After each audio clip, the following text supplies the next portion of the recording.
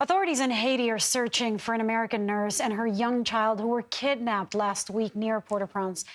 The abduction comes as Haitian authorities grapple with a rise in violent crimes and kidnappings that are fueled, of course, by gang violence. CBS News correspondent Roxana Saberi joins us now in the studio with more. Roxana, it's good to have you here.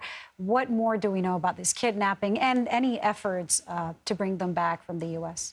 Well, Lilia, the nonprofit Christian-based group El Roy Haiti has confirmed that Alex Dorsonville and her child were kidnapped on Thursday from the group's campus right outside of Port-au-Prince, or near Port-au-Prince, the capital of Haiti. But the details remain unclear. What we know about Alex, according to the group El Roy, is that she's from New Hampshire. She's the wife of the director of the program.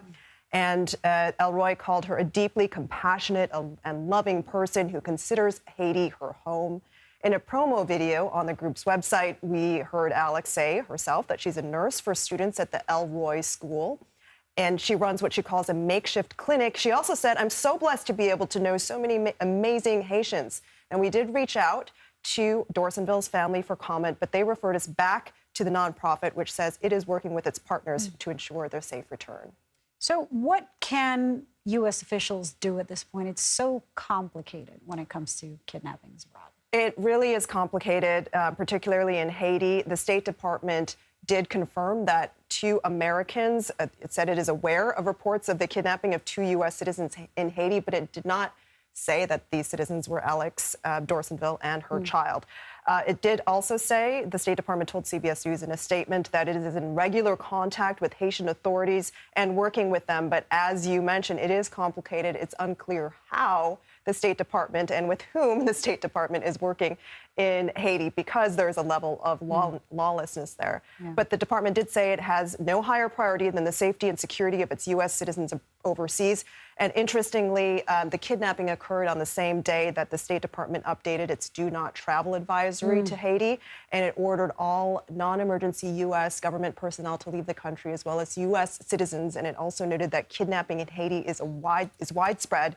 Victims regularly include U.S. citizens. Wow. So, I mean, as you say, this is what the State Department has put out there, that these kidnappings seem to be more and more common. What do we know about, do we know that this has happened before? Is this rare? Yeah, it has happened quite a bit. Unfortunately, kidnappings are part of daily life there in recent years. And according to a recent UN report, gang violence is fueling a rise in kidnappings, killings, and injuries. And there have already been about 1,600 total incidents of these incidents in the first 3 months of the year, and about a quarter of those are kidnappings. What we've heard from human rights groups is relatives are sometimes forced to pay up to $1 million in ransom. And our own Vlad Dutier traveled to Haiti earlier this year.